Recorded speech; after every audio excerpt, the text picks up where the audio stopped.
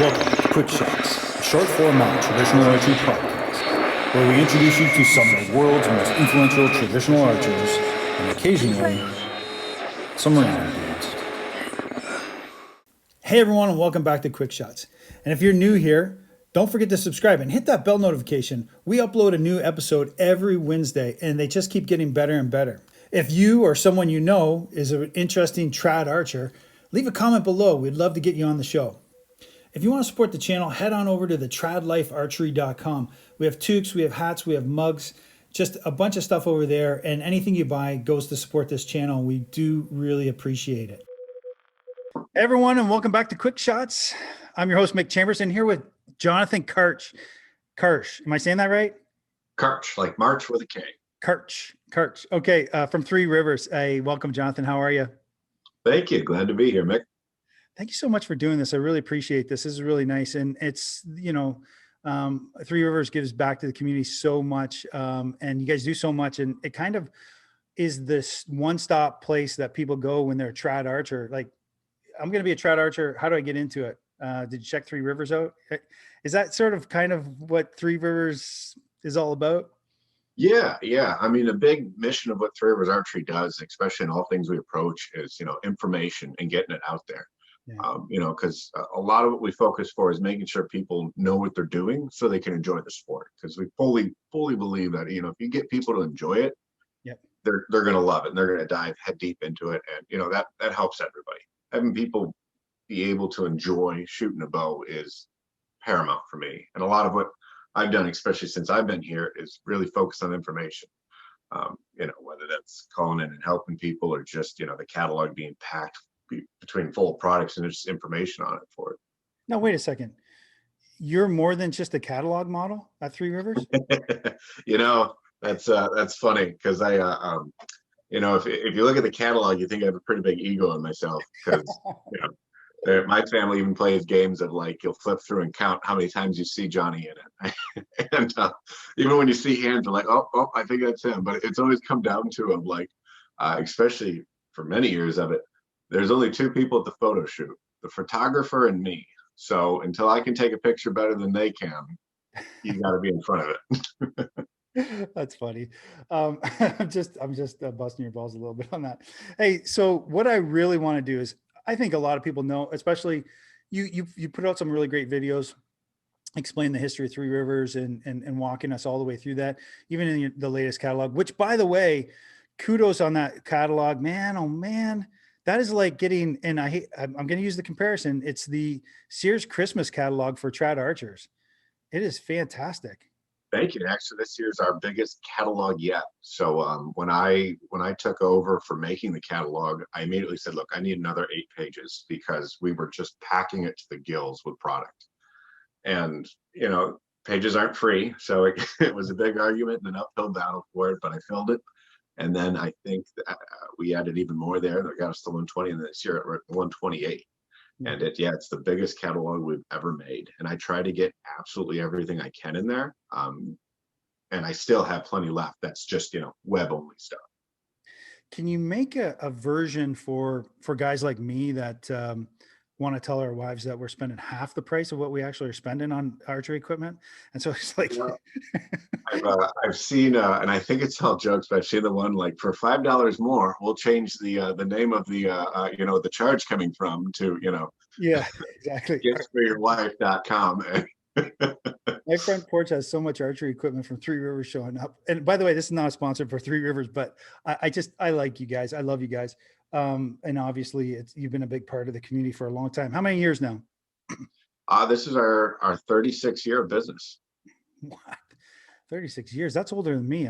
No, that's well, that's actually how I remember it, because it's how old I am. It makes it real easy for me to do it. So when I had 35, I always think about it. I'm like, oh yeah, that's how old I am. So it makes it easy. That is easy.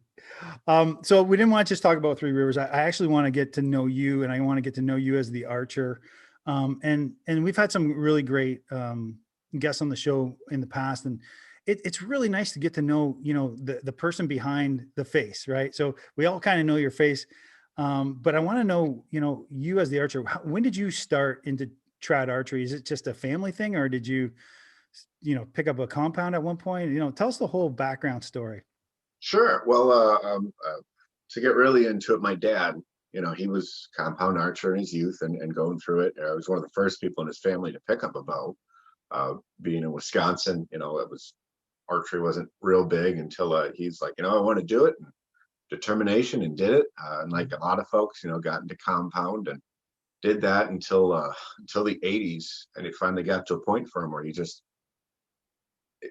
not to call it too easy, but it was too easy. Anything inside 30 yards was going to die, and he just, he wants the challenge. And being the tool and die trade that he had, his mind was always going, and he worked out, could make a new bow or rebuild the mousetrap, and do that. And so started building bows for himself, and that's where where I came. Mid 80s myself when I was born, and I mean, I've always had a bow in my hand. I've got a picture of 3-year-old me with all the plexiglass bows you see today, shooting with my dad, and it's just always been there. I've never owned a compound. I can probably count on 2 hands how many times I've shot a compound. I can definitely count on 1 hand how many different compounds I've shot, because I just remember one buddy that came over and we shot a few of them, and I was like, okay, why not give it a shot? But I've always been traditional. I hunt with gun, but I went like 10 years easily with not even picking up a gun and just keeping a bow in my hand, because seasons allow you to do it. Always enjoyed it. So are you a target? Sorry, finish. Go ahead, finish. Sorry. Well, I mean, just really that bow has been in my hand my entire life, even outside of the business. I mean, we started our family business back in the mid 90s, and so then it became work there. But I mean, I can't think of a time where I wasn't a traditional archer shooting. That's amazing. So that's great. But do you consider yourself a hunter, or are you a target archer, or both, or neither? Definitely, I guess if I had to label myself, I'm definitely a traditional bow hunter. I mean, I target shoot to be a better hunter, Right. Which is fun. That's the biggest benefit to 3D shoots is all the different things you get to do and shots you get to take to be better at it. So, but yeah, definitely a traditional bow hunter. So I guess what people at this point in this interview are going to want me to ask is, you have access to almost any type of bow you anyone could think of. What's your go-to? What's your go-to bow? So the one that pulls at my heart is definitely the tomahawk bow I built with my dad, my last one. Yeah. And it's actually the original woodland hunter model that we carried. And the reason why is because we had a desert fox, which was oranges and reds. It was a desert camo pattern action wood. Yep. And my dad's colorblind, and he didn't see it as being this orange and red bow. He always just saw it as that. And then the Green Mountain camo is greens and browns, and he's like, oh, they look kind of the same, but everybody else like, no, that's a natural camouflage bow. But anyways, that's definitely the one at my heart. So if I'm driving to hunt, that's usually the bow I'll take, just because. Now I've kind of outgrown it, so I really should get a new one. But I built it with my dad. It's really hard to pass that. It's only 62 inches. It's 56 pounds. So as long as I work on shooting it, it's easy enough. But I really need a 64-inch bow to get comfortable at my drawing. But for that, then if I'm traveling for a takedown, it's been a DOS bow for, let's see, I mean, at least 5 years, probably more like 6 or 7 now to think about it. Right. And you have that new 21 out. We do actually. Yeah, we got the new HT21, and I was very fortunate to take the only one that existed that was green painted. Yeah. I took it to Kansas this October, and I was fortunate enough to get a good doe, and then I got my first turkey with a bow ever. Yeah. Okay. Now I'm upset at you. You came to Kansas. You didn't let me know. We didn't know each other. But I'll tell you, anytime you're in Kansas, you're more than welcome to come by, stop by. Were you in Western Kansas, or where'd you end up? I was in it was central Kansas, and trying to think of the name of the town now. I was with Sid McCullen of The Way It Was, TV show. He's God, I can picture it on the map now. We were west of Wichita, west and a little north, about an hour and a half. it's going to hit me later, and I'll wake up from sleep and go, oh yeah, I was there. But yeah, I know west of Wichita about an hour and a half.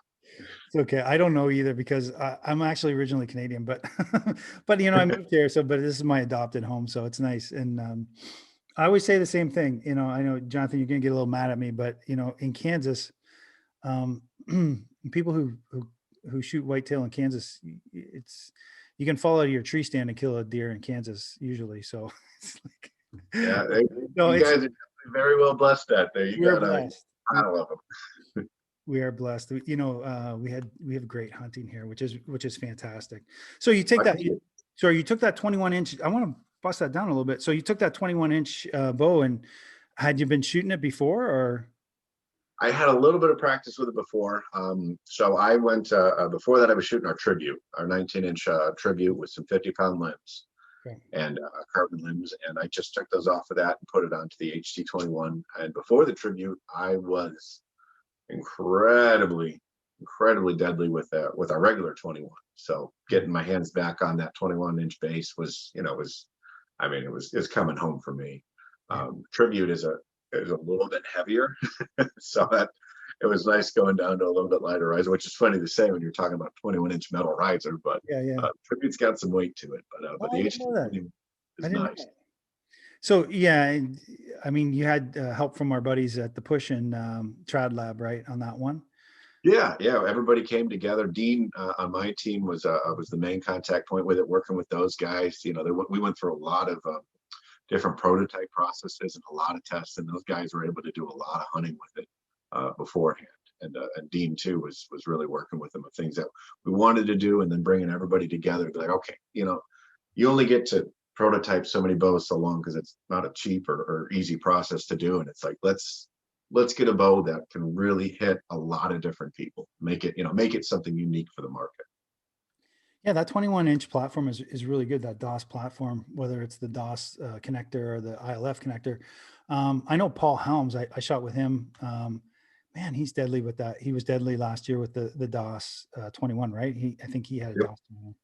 So he had a 21, and he's probably one of the first people to shoot the HT21. Actually, before it was even named, he was able to do one of the prototypes too. Because he's phenomenal with the 21-inch DOS. He was winning a lot of stuff with it. He won tasks with that, I think. Say what? He won tasks with that. Yes, he did. Yep. Yeah. So I mean, he's just all around good shot. He's got that's quite a story too. But we're not talking about him. We're talking about you. But we love Paul. So take me through your shot process. Everyone seems to really love, hearing about, the different people and how you shoot. That doesn't necessarily have to be, maybe talk about a little bit how you hunt too. And in terms of, are you up in a tree stand, or are you shooting from a blind, and how do you change the way you draw, or do you, just the entire shot process? Walk us through that, Jonathan. Sure. So I'm I guess pure instinctive shooter for it. Before somebody told me there was an arrow floating out there for it, never saw it. Big focus of pick a spot, aim small, miss small for it. And with that, you really got to have a great solid anchor or a whole shot process to it. Yeah. Which, I'm definitely very fortunate that I grew up in this. So, I mean, every weekend I was at a different archery shoot. Didn't matter where it was, we were somewhere. Yeah. So, having that repetition, that process to it definitely helps me. But, like a lot of people have gone through all the struggles that come with it, having a target panic and things like that. But for my process, I like to anchor and sit there a little bit, which, before I learned all the things that you learn as you get, shooting more and more, it was good. It just felt right. Now I watch for creep and all the other different things that you're like, well, you don't want to do that too much. But, for how I was raised on it, I'm a split finger shooter, hit that anchor, really settled in, and having great follow. My dad was a huge proponent of, before I ever learned any of these things by in any shooting clinics or that is, the follow through where the thumb touched the back of your shoulder there. Yep, shoulder. And it's the simple little things. Now we can analyze and really break it down and say, oh yeah, that's why it's good and the muscles engages. But back then it was just doing what your dad said, which of course as a young punk kid took a few years to really settle in. But you are You are so lucky. I mean, that is a great story because, I mean, I was a kid. So I grew up, I had a bow. My dad actually got a bow. This is back in Canada. So he got a bow for his birthday one year, and then he never ended up shooting it. And it was a reflex deflex Ben Bear, or Bear, not Bear, Ben Pearson. Sorry, don't Okay. hate me for that, guys.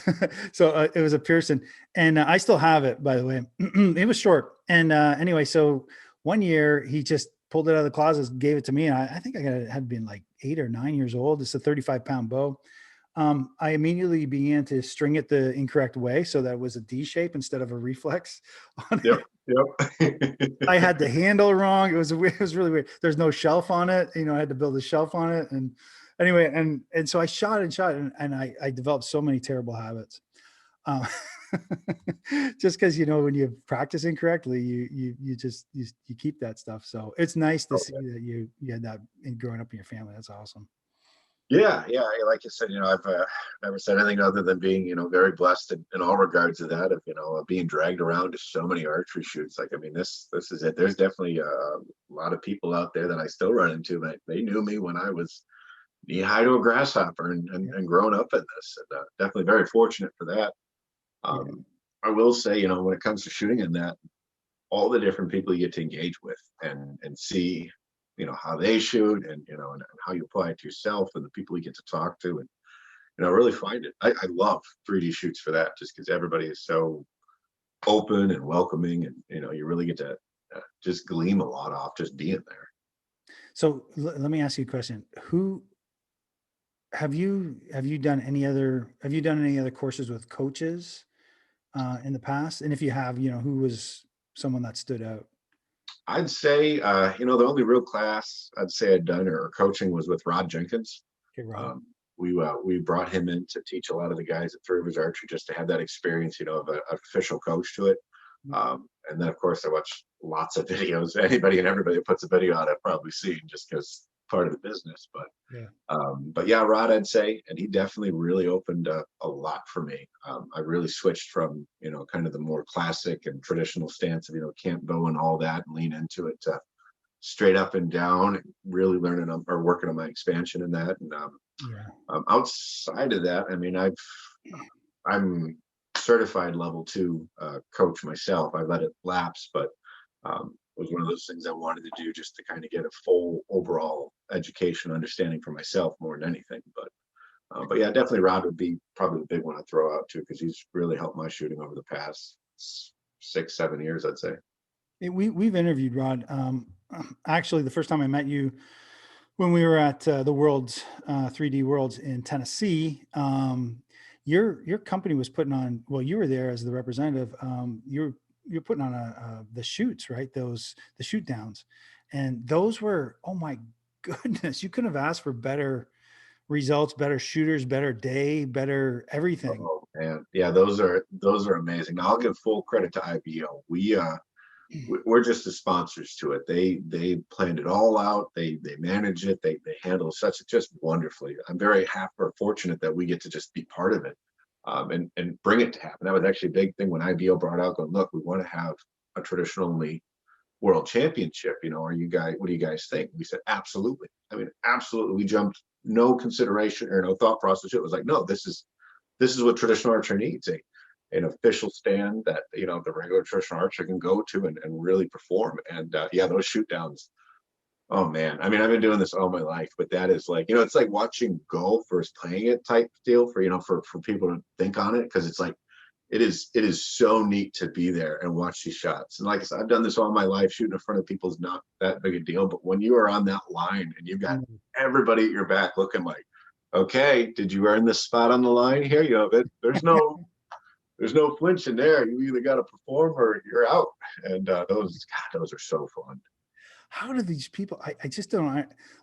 I was watching them. I was filming at the time, and I got some great footage of some great archers. And I just think the whole time I was thinking to myself, is like, like nerves of steel, Yep. Yep. unbelievable.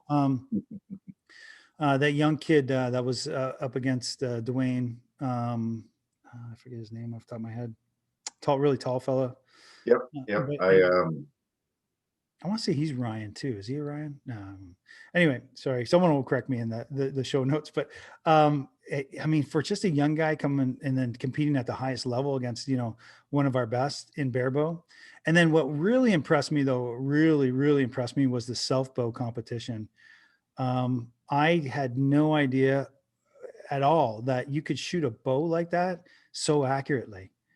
Oh Those yeah, guys, yeah. No, they had because they really gave it a. And the nice thing is that down in Tennessee, there, those guys. I mean, they're self bow kings there, so that's the place to do it. That's where it first was born, uh, in the competition, because we didn't have it in the early years. But it's been an amazing addition because yeah, I mean, how some of those guys can shoot those crooked pieces of wood is just, I mean, and it goes to show, the archer is where it all stands. You can have amazing equipment, but man, you got to be able to get it done yourself, because that's where it counts. I will. I just for me on my behalf, the guys in Oklahoma are pretty good too. I think when it comes to when it Yep. comes to softball, and there's a lot of Ozark, in the Ozarks area there.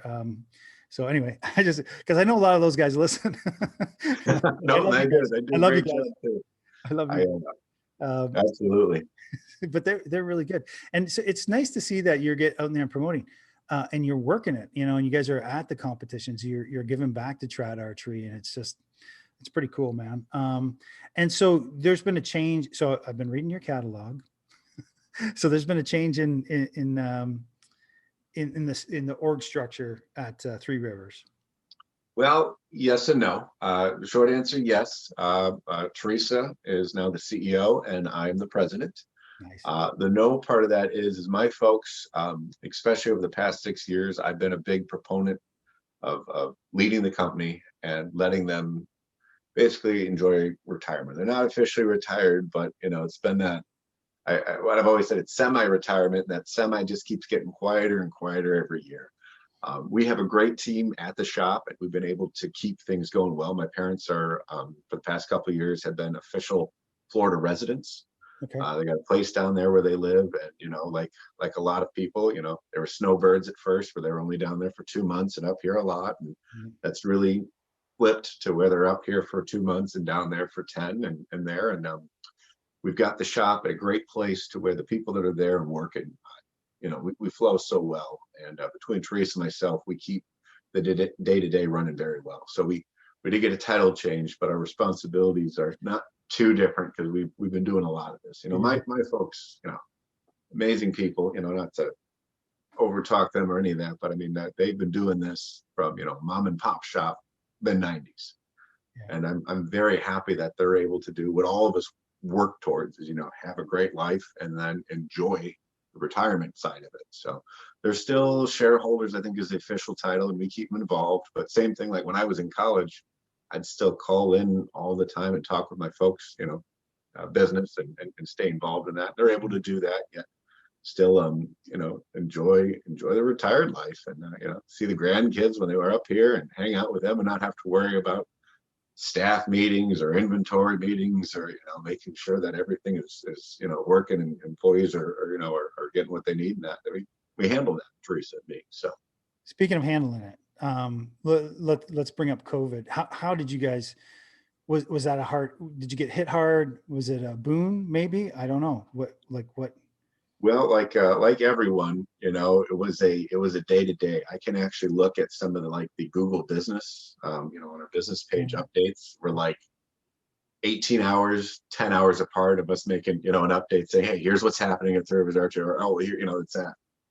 So, like a lot of businesses, you just had to take it day to day. We were very fortunate, very blessed, in the state of Indiana. Um, we fell under government guidelines as a quote unquote essential business, because we ship. Now, we still had to follow all the guidelines, what we're all used to now, 6 feet, masks, and, Yeah. clean everything 17 times a day. But fortunately, the way that our shop is set up, all my order pullers and packers and processing, and the shipping receiving, everybody was pretty spaced out. So we were able to fall into those guidelines pretty well. My order takers and the techs, the guys, you call and email, you work with, that was rough. Yeah. There was a 2 week period where there was myself back on the phones, and then the new guy, the guy that had just got hired, was the only other one that was actually coming in. Everybody else was home. So for 2 weeks, there was two of us running, where normally a department of like 5 to 7 guys on the phone were. And I won't complain because we were able to keep the doors open and keep people working. So very, very unbelievably blessed with that. Very happy about Indiana being able to do it. Um, Yeah. as for business, archery is one of those sports you hear it all the time when you talk to your friends. Oh yeah, yeah, yeah. I'll get into. I just don't have the time. And then everybody was handed Bunch of time at time. home. Yeah. Yeah. So I think well, I know for us, we got very busy. Being how our business is set up with the mail order catalog and the website, people were still able to access us easily. So even with lower staff, our business went up in that, and I'm very proud of my folks. Good. They came in every day, the ones that we were able to get to come in, and we trucked along the best we could, and we processed orders as fast as we could. And yeah, we did great. And I'm very excited to see what it does for the industry, because when you have movies that show archery and people jump in and whatnot, that's fad growth that don't know if it's going to stick around or not. But this was true people that had an interest, Yep. and then they had the time to put in to shoot.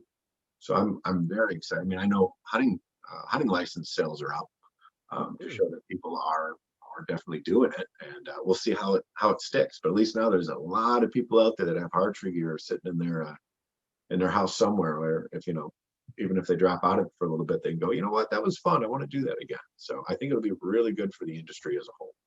I will tell you, as a YouTuber, content creator, my viewership and subscribers has enjoyed, pretty good growth in a very, very short time.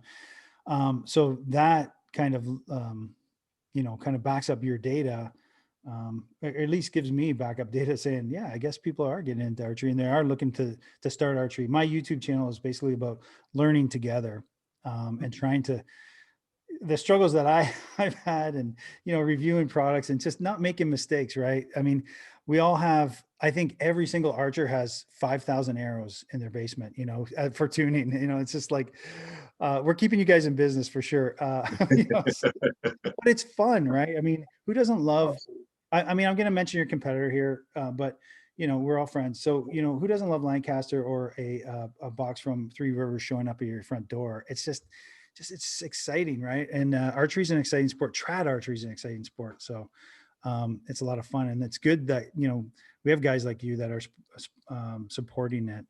What are your plans for 2021 in terms of going to shoots, or do you have anything, or is it still COVID lockdown? COVID is definitely still definitely the big looming thing of what's going to keep going into that. I've heard things like Pope and Young pushed back their convention till I want to say it's till July.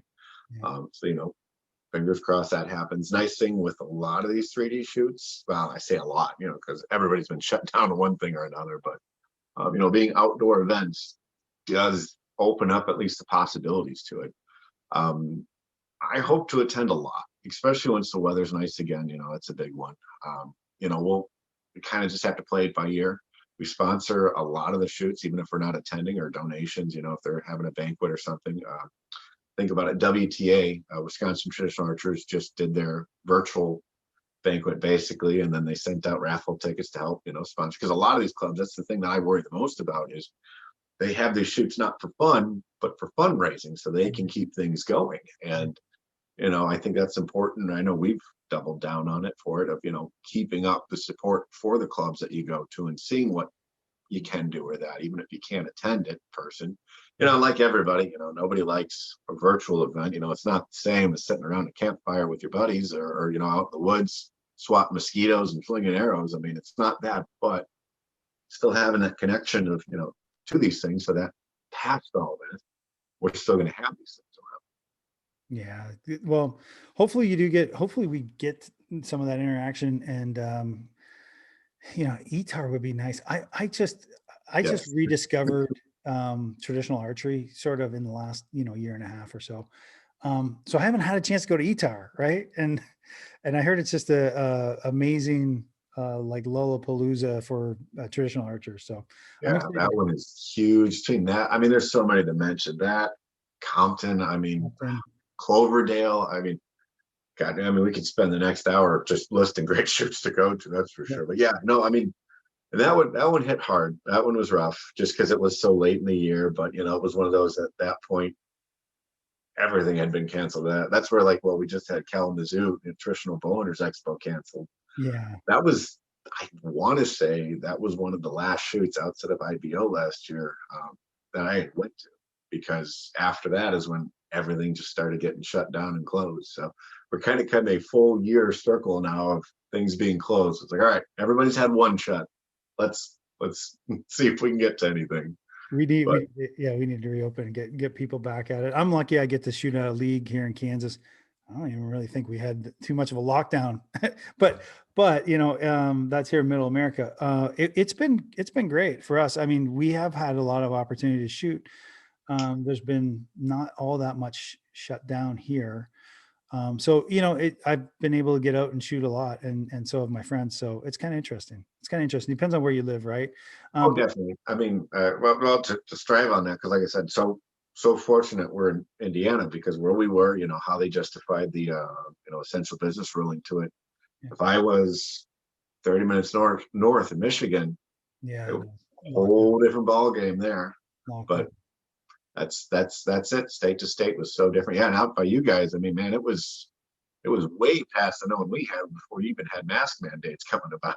Yeah, yeah. When they passed that 6 foot mandate here in Kansas, everyone looked at each other and went, "I don't want to be that close to a guy." Right, right. Yeah, in Kansas, you could space out real nice because that's just daily living. That's that's just regular day to day. Is like Yep, 100, yep. 100 feet. So no, we're not that hillbilly. We're not that redneck and rural. But Yeah, good fresh air out there, man. I tell you what, that's one thing, because being in Indiana, we're not super crowded, but especially here in the Northeast, if I throw a baseball, I'm in somebody else's backyard. yeah, You get out by you can get lost and feel good about it. You get lost in Indiana, there's something wrong with you. But if you get, out in Kansas, there you yeah, can absolutely. you can Yeah, walk a couple hours and be like, okay, yep, yeah. I always, where I go hunt, I if I forget my phone, like typically, when you go hunt, if you forget your phone in your vehicle or whatever, you just stay up and you hunt, right? No big deal. I'm so far out there sometimes. I make sure I'll get right out of my tree stand and go back and get my phone, because if something happens, man, I gotta be. I don't know if they'll ever find me. right. No, absolutely, absolutely, yeah. And it's so different, like from here. I remember once I was on the phone with a guy that needed a pack that he could go 3 days and not see another human being, and I thought, I literally have no idea how to even imagine that. I can go 3 hours without seeing another person. That's a unique experience. I think this year's elk season, I'm gonna try and get out, to Colorado. Speaking of going out on 3-day packs or whatever, I want to try that. Have you ever experienced that elk hunting? I've been elk hunting once. I went with Eichler. Actually, my dad went with me too, and Okay. actually one of the last hunts where I took my tomahawk longbow with me on too. And yeah, southern Colorado, absolutely gorgeous. We are in our own mountainside basically, and just, oh, that was nice. I need to go back because I didn't get an elk. I got shooting. I had a cow run in and stop. Just, I mean, not even 10 yards away, just ran right in. It was the craziest experience for it. But yeah, no, for as close as you are to them, I would definitely be doing that. Me, Yeah. it's a fair drive, but Yeah. but definitely, Are yeah, you? that's so fun. Did you say Fred? You were with Fred Eckler? Yes, I was. Yep. What's that dude like? I don't want to derail this, but what is that guy like? I just think of him as highly intense. Like, I'm an intense person, but he's really intense, man. Man, he's got energy like, you know how you have like a 2-year-old kid and you're like, where do you get all your energy? You're sucking it out of me. That's Fred. I mean, all over. What you see is him, which is, so great. And nice to have genuine people like that. But no, Fred's a lot of fun. he is literally as excited about hunting and just being outside as you could possibly imagine. You know, there's no act to him there. Then Michelle, you know, she's definitely the level-headed one that keeps Yeah. keeps him balanced out. But He's a stone cold killer too, though. oh yeah, They put a lot of animals on the ground. Those two they different. do. We fortunately had them both out here to hunt with us in Indiana. My family's got some land just north of us, and they've been able to come out and do it. Yeah, he's been up early and out there, hang out all day, and just loves to be outdoors. Yeah, but yeah, he definitely he knows how to sling an arrow. Yeah, he was. Yeah, he actually was one of the reasons why I got back into archery after a hiatus. But yeah, he's just so excited. He brings that passion to the game. I just love it. I love it so much. Hey, so you've got a ton of experience, right? What's one piece of advice, like a new guy like me, just back into the sport, struggling, the old struggle stick? What's a piece of advice you could kind of give me or someone like me? That one piece that, it's a secret, and you do this and you're going to get better. What do you got? Well, that's a great question for it. I mean, there's a hundred things I could say, but the one that just keeps popping to the top of mind is, shut up and shoot. Don't, archery, traditional archery, like every great hobby out there, is so great because it offers so much variety to it. As simple of, buy some garage sale arrows and a bow and go shoot, to, we can get as technical and complicated, worry about FOC, overall mass weight, velocity, all those little things about it. But, enjoy the whole spectrum. Just, don't overthink it. Pick up a bow and just shoot, because that's where you get the knowledge from. I mean, yes, I've been doing this a lot because I've been able to do it a lot, and, become an expert to it. Mm-hmm. But it came from hands-on experience. I run into so many people that they want to look at a chart and get it all figured out before they ever sling an arrow. And it's like, shoot, just go shoot. Like we can talk about any bow setup you want. And I can tell you what spine and arrow setup to go with it. But end of the day, you got to throw an arrow. You have to. That's the way to enjoy the sports. That'd definitely be my advice to folks. Is because I run into a lot, because I've got to watch comments on the internet and talk to people, in person, on the phone, all that. I've heard every person that knows anything and everything out there of how should be doing it, or how form should look, and things like that. It's like, nope, You're not trad enough. You're not trad yeah. enough. Yeah, well, there's a whole nother topic, but but yeah, just enjoy it. I always run into, you see a lot of the form checks and things like that, and it's like, that's important. Work on your form. I grew a lot as an archer when I worked with Rod and how to get there, but I mean, I had a lot of base to work on of what worked for me to then fine tune it. And I think that's where a lot of people need to get there. Is it can be nerve wracking, because can be, like I said, can be a lot you put into this, but in the other sense, man, who hasn't picked up a bow and not known a thing about the arrow with it, and you just shot and you had a great time doing it? Yeah. And I think if that's definitely advice to people, is make sure you're having fun and just shoot, just get out there and have a good time. Yeah, no, excellent advice. Excellent advice. Get a bow, shoot some arrows. I've never seen anyone not smile the first time they've shot a few arrows downrange, go, wow. Absolutely. And that's how you build, experience. It's kind of a lot like bow building. We'll get back to, primitive in that. You can watch every video, you can read every book there is to it, but until you start putting shavings on the ground, it's Yeah. you're not a voyeur. That's what you got to do. So, and that's it applies to so many things, but archery, it really rings true to me. It's like, what, just get out there and shoot. Get out there, try the bow, see what you like, and then you can tweak and go from there, because there's nothing in stone here where you can't not do it another way. And I'll jump between bows. I love my old tomahawk, and I'll jump to high tech fancy setups where there's a little bit more tweak tune and things you worry about it. I mean, I've done not competitively wise, but for my own fun, bare bow setups, and just mess with this little thing and that little thing on it. Don't do that. You don't smile anymore. When you get the there's no smiling. I stopped working with a plunger, because I remember once I was shooting left, and the whole time I'm like, who knocked my gear over? And at the end of that, I stopped and I said, you know what? Nope. I like when I can blame this guy. When it's shooting left, it's because this dummy is holding it left. That's it. And I got rid of that. But same thing. That stuff's fun. That's why there's so many different classes on the competitive side. So you can mess with it. Because once you get to a certain level, that part's fun of it. Same reason my dad left shooting compound. It was no fun. And when that happens, you need to change something because it needs to be first and foremost fun to do. Fantastic advice. Fantastic insight. Johnathan, thanks for joining us. I really do appreciate it. I want to say that again. It's great for you to come on the show. I do appreciate it. Thank you very much. Oh, absolutely. Thanks for having me. I enjoyed it a lot. Hey, tell everyone where they can get hold of you when they want to annoy you about any little thing. Well, to be fair, like especially all our social media things like that, I'm the guy behind the phone answering them. So if you send a question in or that, I'm there. Our emails, I've got the whole team on it. But yeah, for us, anything, threeriversarchery.com probably crosses my desk because that's part of my job is the contact point with everybody. Or go to an archery shoot. More likely than not, if I got a booth there, you're going to see me behind it because I enjoy being out there and talking to people face to face as much as I do, any other way. Yep. And being the face of the catalog and the face of the company. Thank you very much again for being on the show.